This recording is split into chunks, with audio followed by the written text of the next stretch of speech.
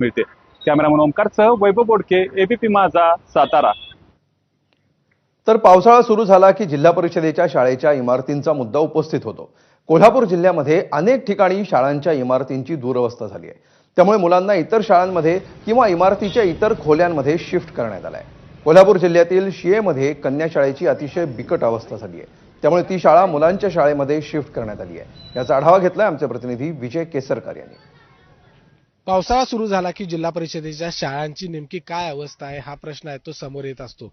आणि कोल्हापूर जिल्ह्यामध्ये बघितलं तर अनेक शाळा आहेत त्यांची दुरावस्था झालेली पाहायला मिळते. मी सध्या कोल्हापूर जिल्ह्यातल्या शिये या गावामध्ये आहे आणि शिये गावातली जी एक कन्या शाळा आहे या कन्या शाळेची अवस्था जर आपण बघितली तर अतिशय भयानक ही खरं तर अवस्था आहे.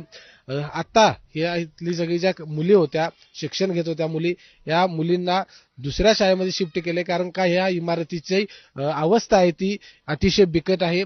पडझड झालेली आहे. इमारतीची जी कौलं आहेत ती फुटलेली आहेत. भिंतीचा तडा आहे तो गेलेला आहे. दरवाजे या ठिकाणी एकही व्यवस्थित नाही आणि म्हणूनच कुठंतरी राज्य सरकारनं अशा पद्धतीच्या ज्या कोल्हापूर जिल्ह्यामध्ये असतील राज्यामध्ये असतील ज्या शाळा आहेत त्या शाळांची डागडुजी करणं हे खूप गरजेचं असतं. या ठिकाणी 2 शाळा होत्या, एक कन्या शाळा होती आणि एक मुलांची शाळा होती. आता इथल्या सगळ्या मुलींना आहे ते रेग्युलर शाळेमध्ये शिफ्ट केले. मात्र तिथले जरी वर पत्रे दिसत असले तरी आतलं रूपकाम आहे ते देखील खूप जुनं झालेलं पाहायला मिळतंय.